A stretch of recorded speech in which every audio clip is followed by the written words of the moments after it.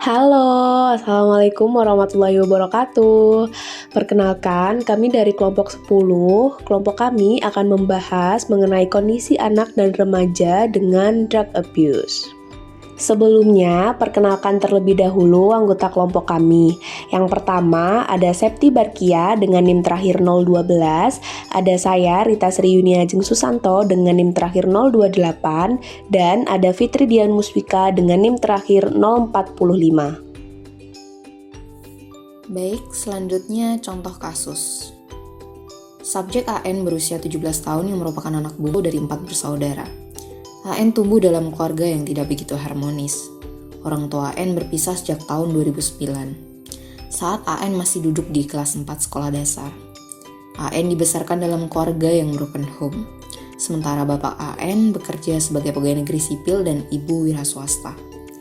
Sejak orang tua AN berpisah, AN telah kehilangan figur dan sosok seorang bapak. Sehingga AN tumbuh dan dibesarkan tanpa pengawasan orang tua dan menjadikan AN anak yang sulit diatur. Saat ini AN sudah duduk di bangku madrasah. Menjadi anak yang sulit diatur juga menjadikan AN bebas dalam memilih dan melakukan aktivitas serta kegiatan yang positif, seperti kegiatan ekstrakurikuler basket. Meskipun menjadi anak yang aktif, AN masih jarang melaksanakan ibadah. AN mengenal dan mulai merokok saat menginjak kelas 2 sekolah menengah pertama, yang kemudian berlanjut hingga kelas 3 berani mencoba obat-obatan dan alkohol, sebelum akhirnya menggunakan napsa. Setelah menggunakan napsa, AN berubah menjadi anak yang sangat tertutup dan pendiam. Menjadi malas ke sekolah, sering berbohong, dan malas untuk belajar. Sehingga menjadikan AN ketinggalan pelajaran dan banyak mata pelajaran yang tidak tuntas yang akhirnya berpengaruh pada nilai hasil belajarnya, serta menjadikan AN semakin jauh dari agama. AN menggunakan napsa pada saat mengalami ketegangan, kekecewaan, kesedihan, dan sebagainya. Hal tersebut dimasukkan ke dalam tahapan pemakaian situational use dengan tujuan pemakaian untuk menghilangkan perasaan-perasaan kecewa, sedih, tegang, dan lain-lain.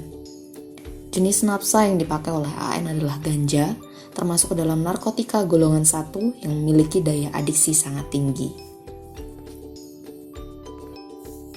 Baik, selanjutnya paparan analisa kasus. Kita bisa menganalisis berdasarkan faktor dan teori serta dampaknya. Sebelumnya, seperti yang kita ketahui, narkoba adalah psikoaktif karena ia dapat mengaruhi fungsi dari otak. Beberapa jenis narkoba, misalnya ganja dan heroin, memiliki struktur mirip dengan utusan kimia alami yang disebut dengan neurotransmitter yang secara alami diproduksi oleh otak. Dalam dunia kedokteran, ganja dikenal dapat digunakan untuk mengobati atau mencegah beberapa keluhan secara medis. Namun demikian, ketika ganja diproduksi secara ilegal dan dipergunakan tanpa indikasi medis, maka beberapa risiko kesehatan akan terjadi. Oke, yang pertama, analisis kasus berdasarkan faktor keluarga.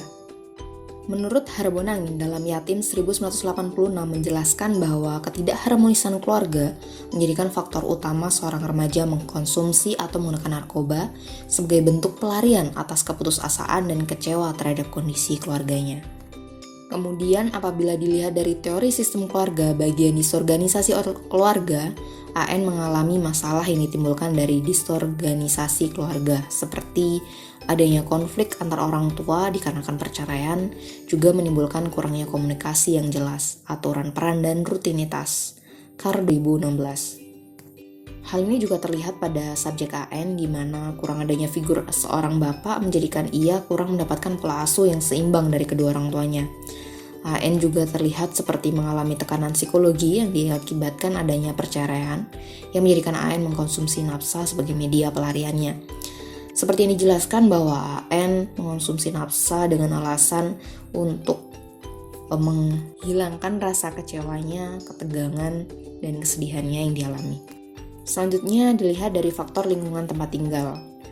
Kelompok teman sebaya merupakan sumber referensi utama bagi remaja dalam hal persepsi dan sikap yang berkaitan dengan gaya hidup. Selanjutnya, dimensi penguasaan terhadap lingkungan atau environmental mastery pada subjek AN terlihat kurang baik, di mana ia hanya berinteraksi dengan kelompok yang hanya pemakai napsa saja, hingga akhirnya dikunculkan di lingkungannya, dan hanya bergaul dengan teman-temannya pengonsumsi nafsa. Selanjutnya, apabila dilihat dari teori sosiologi, anak-anak yang melakukan penyalahgunaan zat akan cenderung mengembangkan perilaku bermasalah dan menimbulkan keterasingan dari masyarakat dan kurangnya religius mereka.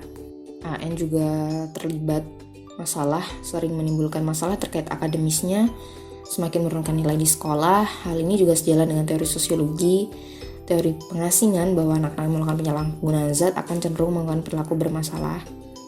Tergambar AN juga semakin tidak pernah beribadah dan jauh dari agamanya. Selanjutnya, analisa kasus berdasarkan teori defisit intrapsikis. Dalam teori defisit intrapsikis ini dijelaskan bahwa penyalahgunaan narkoba juga menimbulkan hal kerentanan dan defisit intrapsikis tertentu, serta terdapat adanya stres melalui pengobatan sendiri dengan cara mengonsumsi narkoba. Jadi, mengonsumsi obat-obatan dikonseptualisasikan sebagai strategi untuk mengatasi respon terhadap tekanan hidup, kehilangan, dan masalah lainnya. Jika dilihat dalam kasus AN, dijelaskan bahwa AN ini mengonsumsi ganja juga dikarenakan untuk menghilangkan rasa kecewanya, rasa sedih, dan ketegangan serta perasaan-perasaan lainnya. Oke, selanjutnya kita lihat analisa kasus berdasarkan dampak yang ditimbulkan. Secara biologis, AN mengalami dampak menjadi sering lemas, ingin tidur menerus, dan nafsu makan yang besar. Dampak secara psikologis, HN memiliki perasaan gembira dan selalu tertawa untuk hal-hal yang tidak lucu, suka menghayal, sulit fokus, dan merasa tertekan dalam diri. Selanjutnya, dampak sosial. AN menjadi antisosial dan bergaul hanya dengan teman sesama pemakai, serta dikucilkan oleh masyarakat lingkungan tempat tinggalnya. Apabila dilihat pada aspek akademis, AN yang semakin menurun hasil belajarnya, bahkan terdapat mata pelajaran yang tidak tuntas. Selanjutnya, secara spiritual, AN jarang melaksanakan ibadah dan jauh dari agama. Keadaan ini lebih parah setelah mengenal nafsa. Baik, setelah mendengarkan penjelasan kasus dengan paparan analisa kasus tadi, sebenarnya apa sih drug abuse itu? Nah, drug abuse atau penyalahgunaan obat merupakan suatu pemakaian non-medikal atau secara ilegal yang dinamakan dengan narkoba, sehingga dapat merusak kesehatan serta kehidupan pemakainya. Penggunaan narkoba sebenarnya sudah lama digunakan dalam istilah kedokteran sebagai pengobatan. Akan tetapi, telah terjadi penyimpangan karena penggunaannya tidak sesuai dengan fungsi semula dan menimbulkan dampak negatif, baik secara fisik maupun secara sosial. Nah, apa sih penyimpangan itu? Menurut Purwatiningsih 2001, penyimpangan adalah gejala yang memerlukan pengawasan atau pengendalian. Menurut Hawari 1999, drug abuse dapat dibagi dalam 3 kelompok besar. Yang pertama adalah ketergantungan primer. Ketergantungan primer ini ditandai dengan adanya gangguan kejiwaan, kecemasan, dan depresi yang pada umumnya terdapat pada orang dengan kepribadian yang tidak stabil. Kemudian, orang dengan gangguan kejiwaan pada ketergantungan primer ini, mereka berusaha untuk mengobati dirinya sendiri tanpa berkonsultasi dengan dokter ataupun psikiater. Yang kedua adalah ketergantungan sistematis, yaitu ketergantungan dengan kepribadian antisosial atau psikopatik. Nah, akibat yang ditimbulkan adalah munculnya seks bebas dan perilaku menyimpang lainnya.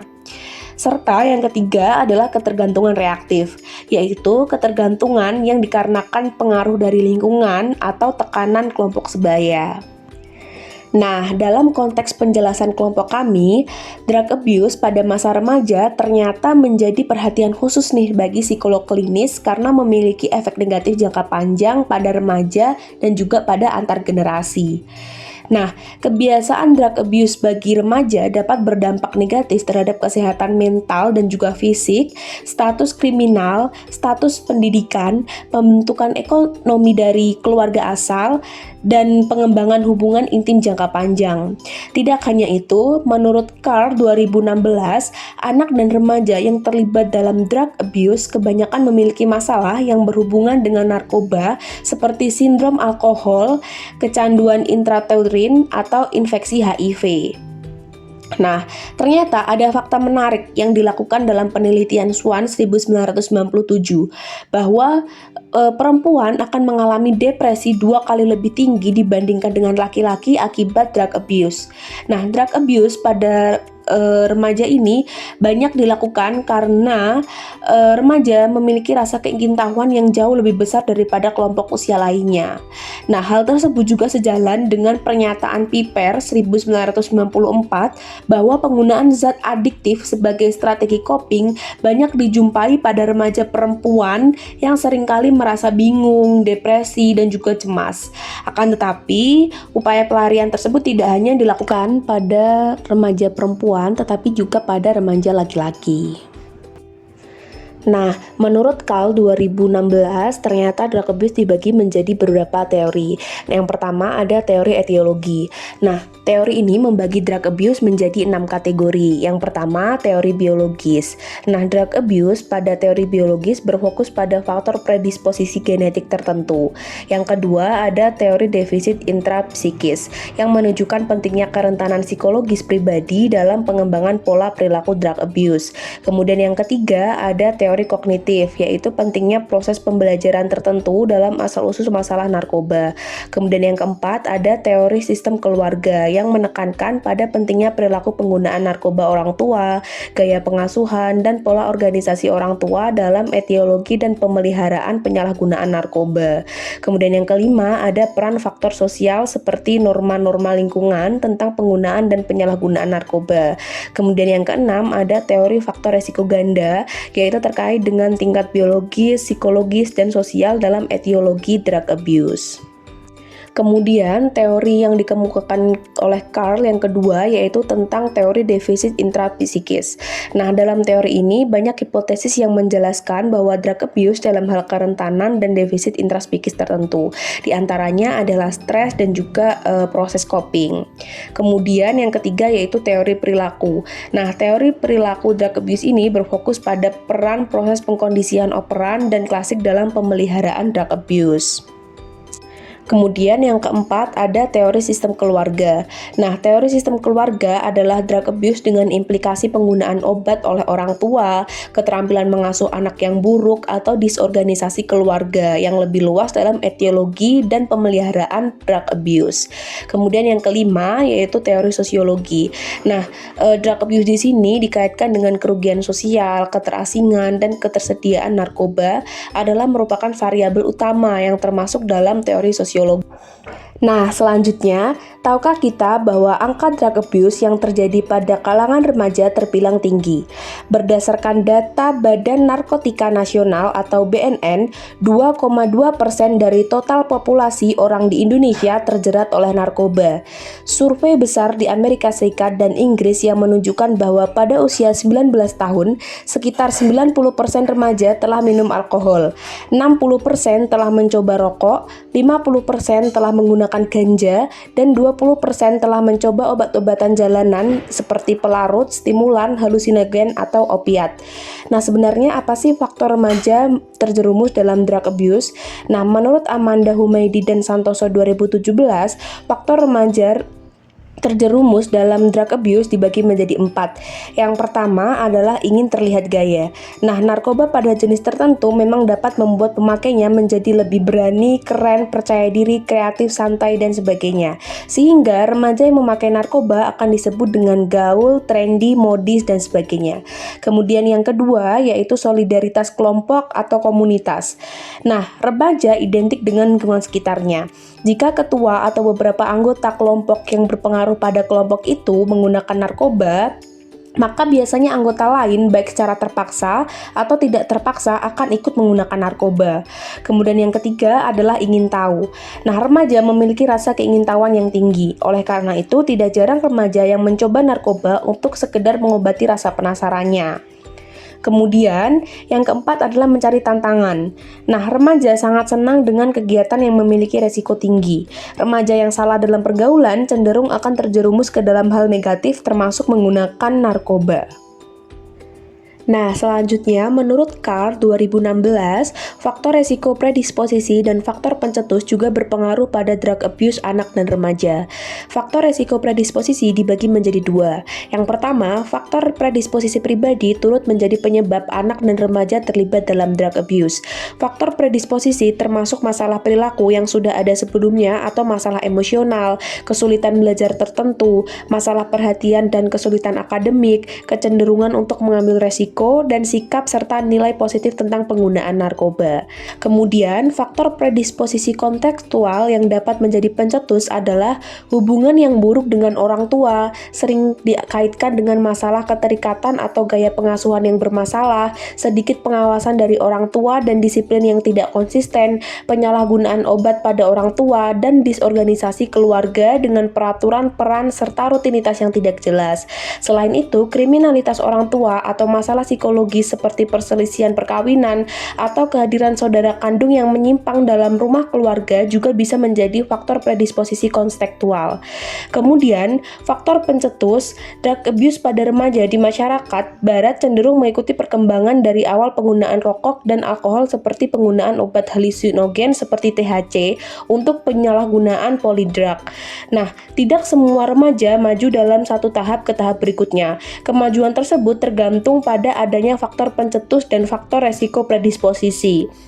Namun, pada semua tahap, ketersediaan obat merupakan faktor pencetus yang kuat bisa digabungkan dengan beberapa keinginan pribadi, seperti keinginan untuk memuaskan rasa ingin tahu, keinginan untuk menyesuaikan diri dengan tekanan teman sebaya, atau keinginan untuk mengendalikan keadaan suasana hati yang negatif. Selanjutnya, dampak yang terjadi apabila anak dan remaja terjerumus pada drug abuse. Yang pertama adalah gangguan fungsi kognitif. Nah, hal ini terkait dengan drug abuse dapat menyebabkan penurunan kinerja akademik. Kemudian, drug abuse dapat berdampak pada penyesuaian intrapersonal remaja. Tidak hanya itu, di dalam keluarga, dampak dari drug abuse adalah menimbulkan konflik atau kerenggangan antara remaja dengan orang tuanya. Di sekolah, drug abuse dapat menyebabkan konflik antara remaja dan guru, baik karena kinerja akademik yang menurun, perilaku antisosial seperti pencurian dan agresi. Kemudian, masalah psikologis yang ditimbulkan dari adanya drug abuse bagi remaja antara lain gangguan perilaku, ADHD, kesulitan belajar tertentu, gangguan mood, gangguan kecemasan, skizofrenia, dan juga bulimia. Selanjutnya akan dilanjutkan oleh teman saya. Asesmen kasus drug abuse pada AN. Menurut DSM-4, dalam penyalahgunaan obat-obatan, substance abuse merupakan sebuah pola maladaptif penggunaan obat-obatan yang mengarah pada gangguan atau penderitaan klinis yang signifikan, yang ditandai dengan adanya satu atau lebih dampak yang ditimbulkan dalam periode 12 bulan terakhir. Berikut beberapa dampak mengenai substance abuse menurut DSM-4. Yang pertama, penyalahgunaan zat yang terjadi berulang mengakibatkan kegagalan untuk memenuhi kewajiban utama, baik di tempat kerja, di sekolah, maupun di rumah. Yang kedua, penyalahgunaan zat yang terjadi berulang dalam situasi yang secara spesifik berbahaya. Yang ketiga, penyalahgunaan zat terkait masalah hukum. Yang keempat, yaitu penggunaan obat-obatan secara terus-menerus agar terlepas dari masalah sosial ataupun interpersonal yang disebabkan atau diperburu oleh dampak dari penyalahgunaan zat. Dalam kasus penyalahgunaan zat yang dilakukan oleh AN, secara kondisi klinis dapat dilihat bahwa AN tergolong dalam kondisi intoxication dengan ciri AN mengalami perkembangan sindrom spesifik zat dan perubahan psikologis maladaptif yang signifikan secara klinis yang diakibatkan oleh penyalahgunaan zat. Dalam kasus ini, zat yang digunakan oleh AN adalah alkohol, obat-obatan, dan ganja. Berikut efek yang diberikan atau efek yang ditimbulkan dari penggunaan alkohol dan penggunaan ganja. Yang pertama, efek penggunaan alkohol memberikan efek kegembiraan, gangguan penilaian, gangguan sosial atau pekerjaan, bicara melantur, inkoordinasi, nistagmus, gangguan perhatian dan memori. Yang kedua yaitu efek dari penggunaan kannabis atau ganja, yaitu memberikan efek euforia, waktu berjalan terasa lebih lambat, gangguan penilaian, gangguan koordinasi motorik, menarik diri dari sosial, nafsu makan meningkat, mulut kering, dan yang terakhir yaitu takikardia. Selain efek samping yang diberikan dari mengkonsumsi zat yang dilakukan oleh AN, terdapat gejala klinis yang terjadi pada AN menurut DSM-4 dalam KAR 2016. Gejala klinis tersebut dapat dilihat dari behavior atau perilaku AN, dampak fisiologis intoxication yang ditimbulkan dari penggunaan zat, yang ketiga yaitu persepsi, yang keempat ada kognitif, dan yang terakhir ada penyesuaian interpersonal. Berdasarkan gejala klinis kasus AN dalam penggunaan zat jika dilihat dari perilaku, maka dapat kita ketahui bahwa usia yang terlalu muda, frekuensi dan waktu penggunaan zat merupakan salah satu alasan mengapa AN mengkonsumsi atau melakukan penyalahgunaan zat. Kemudian AN menggunakan nabza untuk menghindari perasaan-perasaan kecewa, sedih, tegang, dan lain-lain. Hal tersebut juga didukung oleh lingkungan keluarga yang kurang mengawasi AN dan faktor interpersonal, yaitu adanya konflik antara AN dan orang tua. Konflik ini berdasarkan kasus, yaitu konflik yang terjadi ketika orang tua AN memutuskan untuk bercerai. Dari penggunaan nabza tersebut kemudian berdampak pada penurunan fungsi kognitif AN, yaitu nilai akademik AN mengalami penurunan dan AN menjadi antisosial atau keterasingan sosial. Berikutnya yaitu intervensi untuk kasus drug abuse pada AN. Rancangan intervensi yang perlu dilakukan pada AN menurut Liddell and Dakoff dalam KAR 2016 menggunakan pendekatan multisistematik yang melibatkan intervensi pendekatan keluarga dan terapi individu. Intervensi tersebut terbukti untuk mengurangi penyalahgunaan narkoba, untuk memperbaiki masalah perilaku terkait, untuk meningkatkan fungsi keluarga secara keseluruhan, dan untuk mencegah kekambuhan atau relapse. Asumsi utama dari intervensi ini menyatakan bahwa penyalahgunaan narkoba disebabkan karena adanya fungsi keluarga yang tidak tepat. Asumsi tersebut diperkuat dengan pernyataan Saponzik dan Cortines dalam KAR 2016 yang mengaitkan penyalahgunaan narkoba dengan kurangnya hubungan yang baik antara remaja dan orang tua. Intervensi berbasis keluarga bertujuan untuk mengurangi penyalahgunaan narkoba dengan melibatkan keluarga dan membantu anggota keluarga untuk mengubah pola fungsi keluarga yang kurang tepat. Terdapat 5 tahapan yang dapat dilakukan dalam program intervensi berbasis keluarga untuk mengurangi penyalahgunaan narkoba menurut Stanton dan Head dalam KAR 2016. Yang pertama yaitu tahap engagement atau perjanjian. Tahap ini akan berfokus pada definisi masalah dan kontrak yang akan dilakukan selama intervensi berlangsung. Yang kedua yaitu drug free. Pada tahap ini, di mana pelaku atau remaja yang menyalahgunakan narkoba akan diminta untuk tidak mengkonsumsi narkoba dalam tanda kutip bebas dari narkoba. Kemudian tahap ketiga ada phasing denial, yaitu penyangkalan yang dihadapi ketika individu memutuskan untuk berhenti menggunakan narkoba dan pada tahap ketiga ini individu tersebut diminta untuk mencoba untuk memulai hidup baru dengan bebas dari narkoba. Yang keempat ada reorganisasi atau penataan kembali fungsi keluarga yang kurang tepat. Kemudian yang kelima yaitu disengagement atau pemutusan hubungan kerja selama intervensi yang dilakukan oleh klien atau remaja yang melakukan penyalahgunaan narkoba. Baik, selanjutnya adalah kesimpulan dan saran. Kesimpulan, AN remaja berusia 17 tahun dan saat ini duduk di bangku madrasah. AN mengkonsumsi nafsa dengan tujuan untuk menghilangkan rasa kecewa, sedih, tegang yang dialaminya. Perilaku tersebut akhirnya berdampak pada kesehatan fisik dan psikis serta nilai akademis. Masa remaja adalah fase perkembangan antara masa anak-anak dan masa dewasa. Masalah yang umum dihadapi pada fase ini adalah pencarian jati diri dan dan rentan terjadi krisis identitas. AN merupakan remaja korban dari kurangnya keharmonisan keluarga hingga terjadi perceraian. AN mengalami penurunan self-esteem dan terjebak dalam penyalahgunaan nafsa. Drug abuse pada masa remaja menjadi perhatian khusus psikolog klinis karena memiliki efek negatif jangka panjang pada remaja dan efek antar generasi pada anak-anak mereka. Penelitian menunjukkan bahwa antara 5 dan 10% remaja di bawah 19 tahun memiliki masalah narkoba yang cukup serius sehingga memerlukan intervensi klinis. Oleh karena itu, peneliti menyarankan intervensi yang dapat diberikan kepada AN berupa intervensi berbasis keluarga dengan tujuan mengurangi perilaku penyalahgunaan narkoba yang dilakukan AN dan untuk mengubah pola fungsi keluarga AN yang kurang tepat. Kemudian saran yang dapat diberikan adalah program intervensi yang efektif untuk drug abuse pada remaja adalah berbasis keluarga dan pengembangan melalui rangkaian tahapan. Tentunya, program pencegahan yang efektif juga diperlukan dengan melibatkan pelatihan keterampilan dengan fokus pada anak dan pelatihan orang tua yang dilakukan dalam konteks jaringan kooperatif, multi-lembaga, dan multi-profesional di seluruh komunitas. Oleh karena itu, perlu adanya kontrol keluarga, kontrol sebaya, serta kontrol sekolah dan juga kontrol komunitas. Berikut adalah daftar pustaka yang kelompok kami gunakan. Sekian dan terima kasih. Wassalamualaikum warahmatullahi wabarakatuh.